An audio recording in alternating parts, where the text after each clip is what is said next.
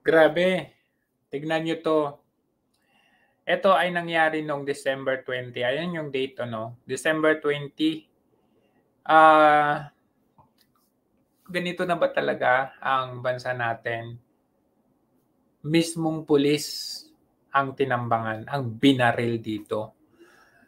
Ngayon, kung mismo ang tagapagtanggol ng mamamayan ay lantaran at kinakaya-kaya na lang na barilin, sino pa magtatanggol sa atin? Panoorin natin to. Mga igsuon, tanawon kini natong usa ka video. Diin na naitabo kini niadtong December 20, alas 8 sa gabi. Diin kining tawhana. Ayan, kita nyo yan? Dalawang yan, naka-green at saka naka-red.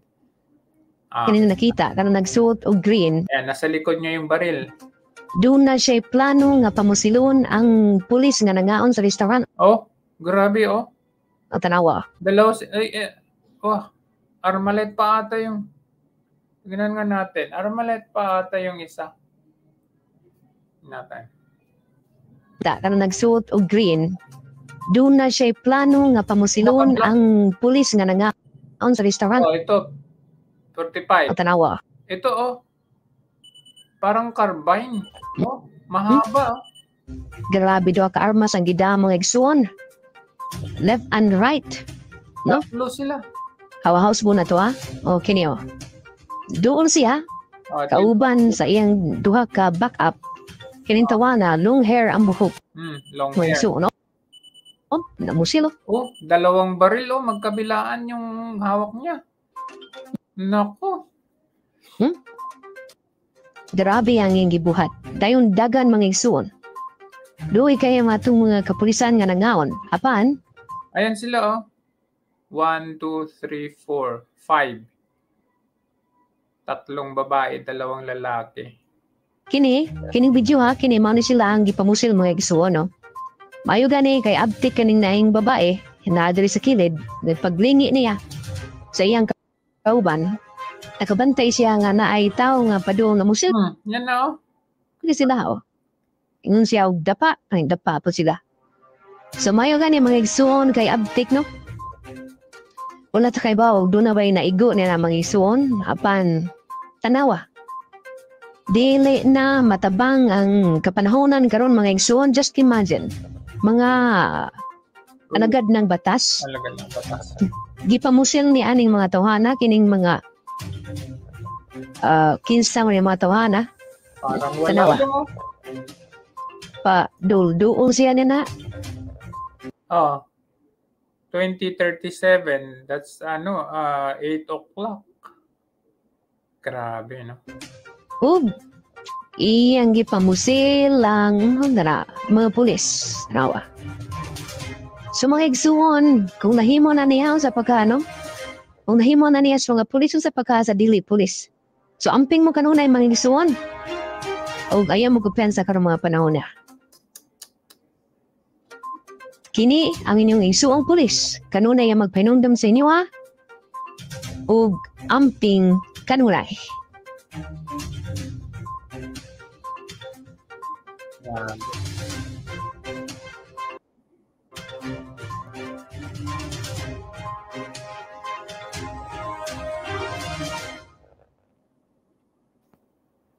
Grabe no, wala silang takot. So, paano na tayo niyan? I mean, ito na ba yung nangyayari sa administrasyon ngayon na parang walang habas, walang takot yung mga nagsibalikan? Kung ba parang sa akin, ang nangyari dito is nung panahon ni Duterte, is either nagtago sila, nawala sila, nagbago sila, yun lang yun eh.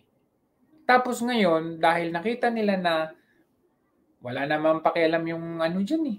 Walang pakialam naman yung Pangulo. Wala naman siyang plataforma, di ba? Parang ganun. So, hindi na sila takot. Nagsisibalikan yung droga, yung paghawak ng mga barel, kung ano ng mga kontrabando dyan, kung ano ng mga krimen nagsisibalikan na dito. Mismong pulis, if I'm not mistaken, sa Lanao yan eh. Oh, if I'm not mistaken, sa Lanao yan. Tignan nga natin. Nakakatakot eh. Oo, grabe.